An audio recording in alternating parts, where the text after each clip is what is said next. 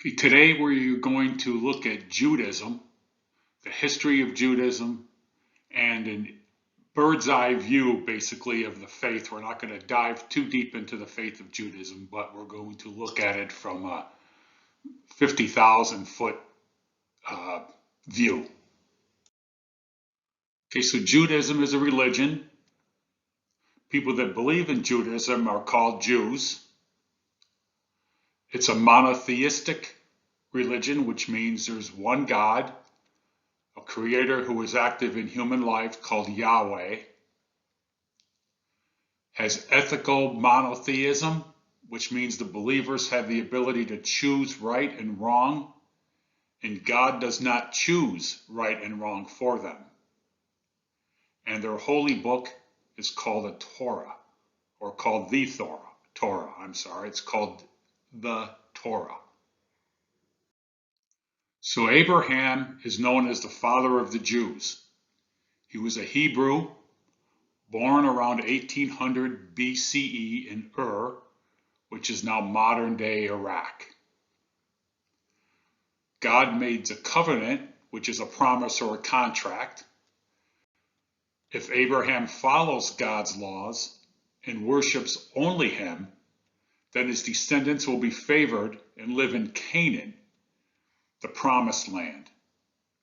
So Abraham leaves Ur and travels throughout Mesopotamia and finally settles in Canaan, known today as Israel. So here's a depiction of Abraham and the few people that he took with him.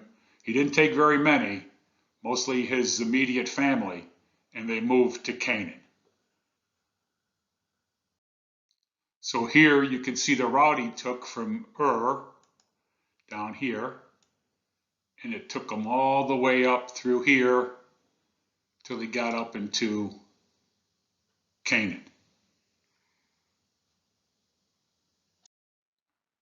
So the impact of all of this is that the monotheism of Abraham becomes the foundation of Judaism, Christianity, and Islam. But the Hebrews were the first to be monotheists.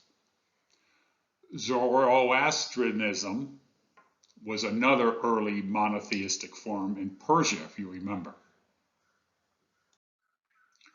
So eventually what happens is Moses comes around, and around 1650, Abraham's descendants are forced by famine to leave Canaan and move to Egypt. They were forced into slavery for 400 years in Egypt, where they built cities and temples of Egypt. And then along comes Moses and the Exodus with Moses. Moses is a pretty interesting guy because he's actually a Hebrew. He was born a Hebrew. And at that time, when he was born, the Pharaoh was trying to kill a lot of Hebrew-born children because he thought there were too many Hebrews in Egypt. So as the story goes, you've probably all heard it, Moses is put into a basket of reeds, put in the river, the Pharaoh's daughter finds him, so he grows up in the Pharaoh's family.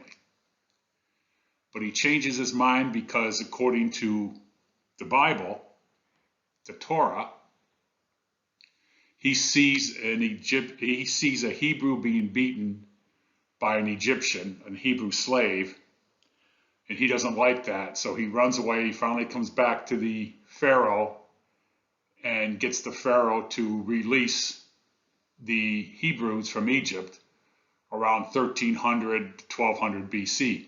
At this point, we think Ramses II is the Pharaoh. So Moses takes the people out of Egypt. After 10 plagues, the Pharaoh finally relented and let Moses go. And it took them 40 years to get back to the Promised Land, or Israel. And that's where they're headed to. You can see that they traveled from here in Egypt all the way down into Saudi Arabia, back up, and then they had to go all the way up in here. They were totally lost. They had no idea what was going on. And then they finally got up into here, and they got back to where they needed to go. Part of the reason this all happened was because the people, according to the stories in the Bible, the people were not paying attention to the Lord, to God, and they were being basically punished for not paying attention and believing. So in returning to Promised Land, again, they wandered in the desert for 40 years, trying to return to Canaan. During this time, God gave Moses the 10 Commandments on Mount Sinai. The 10 Commandments list things one should and should not do, and these were the rules that Jews live by. There's only one God, do not kill, and of course there are 8 other things in the middle there, all having to do with believing in one God and being good moral people and not breaking the rules. Ethical monotheism is where the Hebrews must act morally and worship one God. So after 40 years, the Jews finally get to settle in Canaan. And the name comes from the Judah tribe, the only surviving tribe of 12. Remembering there's 12 tribes is important. So here's a depiction of Moses coming down Mount Sinai and with the 10 Commandments. And you've probably seen this in other books or movies or probably 100 times in your lives. Okay, so now we have the Kingdom of Israel. So from 1020 to 922, the Hebrews united under 3 different kings and called themselves Jews, and their religion Judaism. And the kingdom was called Israel. So King Saul drove out the Philistines who inhabited the area. Then King David established Jerusalem as the capital. The most common symbol of Judaism is named for him. And I'll give you 10 seconds in the chat to tell me what that symbol is called.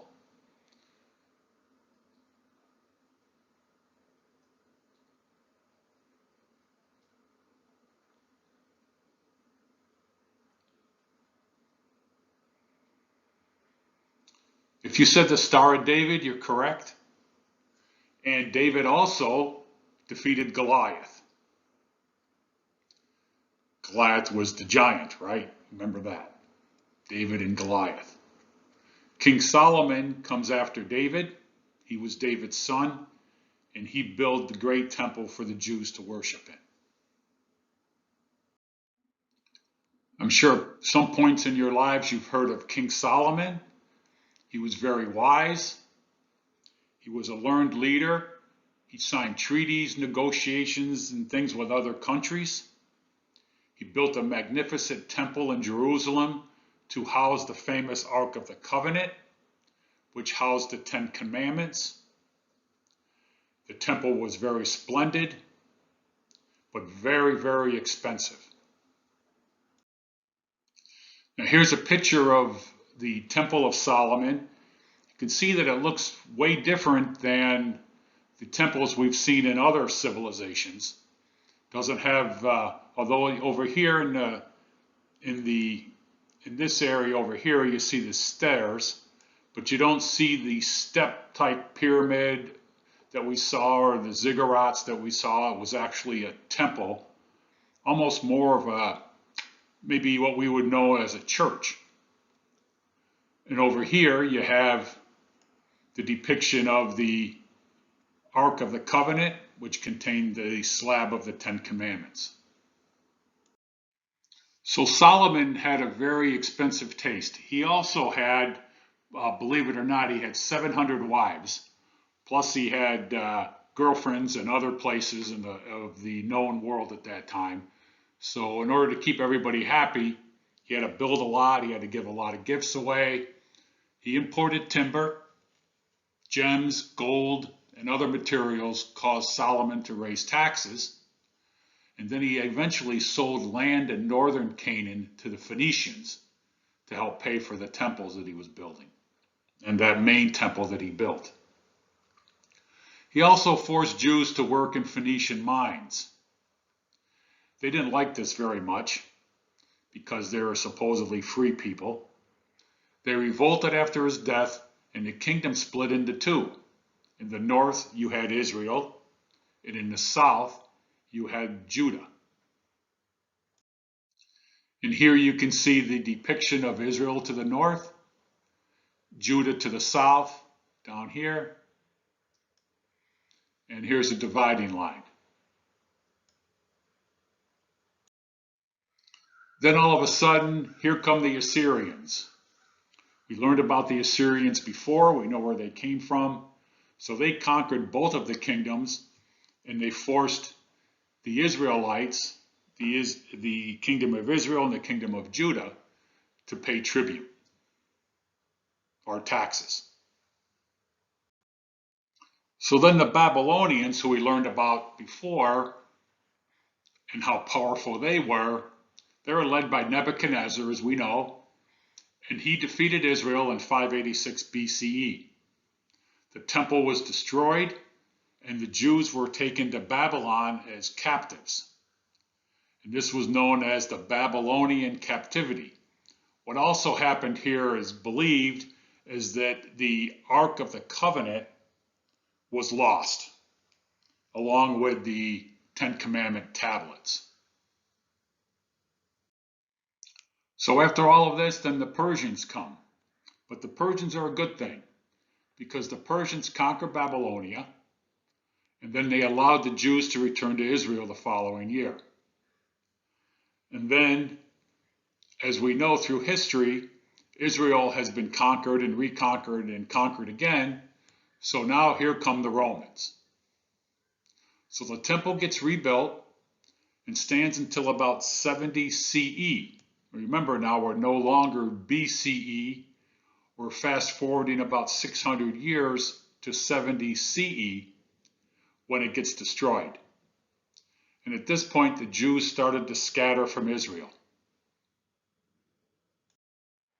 So throughout their history, the Jews have moved by choice or by force, as we've seen so far in this short presentation.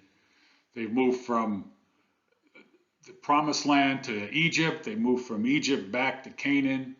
Then they were split, and now they're moving again around 70 CE. They're moving around again. So throughout history, they've moved. As a result, they've lived in many places other than the lands of Canaan. So the term to describe this movement of the Jewish people outside of Israel is called diaspora. So from that beautiful temple that Solomon built, the only thing that remains of that temple is this wall. This is called the Wailing Wall. It's a very holy place in Israel where Jews from all over the world go to pray. Very, very huge tourist attraction and a very, very holy place for Jews around the world. So a couple Jewish traditions. We already know that their holy book is called the Torah. In the Christian world, the Torah is the Old Testament in the Christian Bible. In the New Testament in the Christian Bible are the stories of Jesus. So if you're a practicing Jew and you practice Judaism, you go to a synagogue, which is the Jewish temple. You will see a rabbi, or maybe multiple rabbis. They are Jewish religious leaders.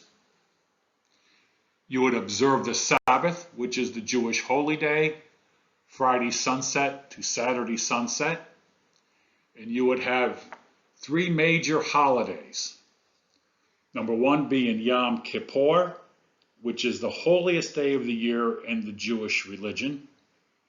It's the Day of Atonement and Repentance, and it's usually in September, if not always.